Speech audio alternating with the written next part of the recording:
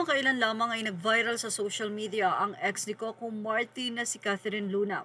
Ito'y matapos nga na ma-interview kay Julius Babaw sa YouTube channel nito. Dito nga nakitang muli si Catherine Luna matapos nga ang ilang panahon.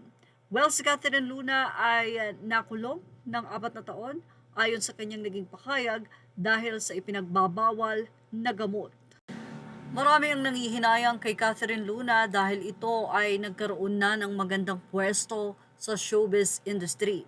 Nagulat na lamang ang mga netizen matapos nga na mabalitaan na ito ay nalulung na nga sa ipinagbabawal na gamot at dumating nga ang pagkakataon na ito ay nakulong dahil na rin sa nasabing bisyo.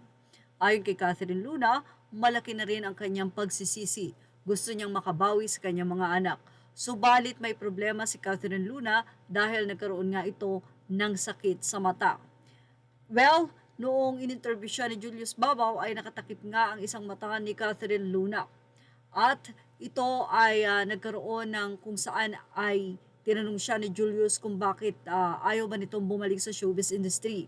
Ayon kay Catherine, nais muna niya nga na ayusin talaga ang kanyang buhay at nais niya rin na maging maayos ang kanyang mata. At kung mayroon open pa talaga ay nanaisin din naman niya na bumalik sa showbiz upang matulungan din ang kanyang mga anak.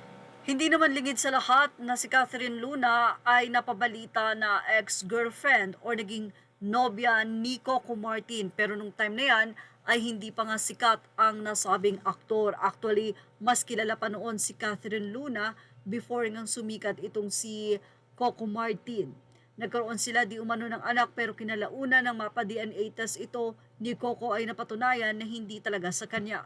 Ganun pa man, nabalitaan ni Coco Martin ang nasabing interview ni Catherine Luna kay Julius Babaw at narito nga ang naging pakayag ni si Coco Martin mula sa kanyang kumpare na si OG Diaz. Eksaktong sinabi ni Coco Martin, sabihin mo kukunin ko siya sa Batang Quiapo kahit hindi pa ayos ang mata niya, para magkaroon siya agad ng trabaho at mas matuloy niyang maayos ang kanyang buhay, lalo na sa mga bata. Pero sana maipangako niya sa akin na ayusin niya ang buhay niya at hindi na siya babalik sa dating bisyo. Pwede akong maghanap kung saan niya pwedeng ipa-opera ang mata niya kung papayag siya.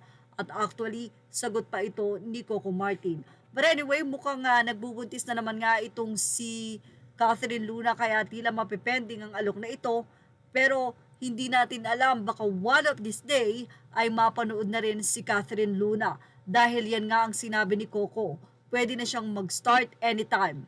Kaya hindi natin kumbaga wag nang ma-surprise na isang araw sa mga susunod na episode ng Batang Quiapo ay masilaya na nga itong si Catherine Luna.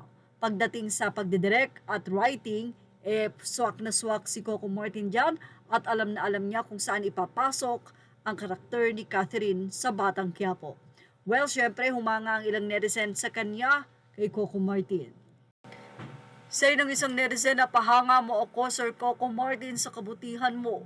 Sana nga matulungan mo si Catherine Luna sa kanyang kalagayan sa kasalukuyan. Napapanood ko yung vlogging ni Sir Julius Babaw tungkol sa kanya with her children. At maipangako naman sana niya na susuklian din niya na magbagong buhay na. God's love to you and your fam, Sir Coco. Images, photos are all credit to the rightful owners. Thank you for watching Showbiz Now. Please like, share, and subscribe.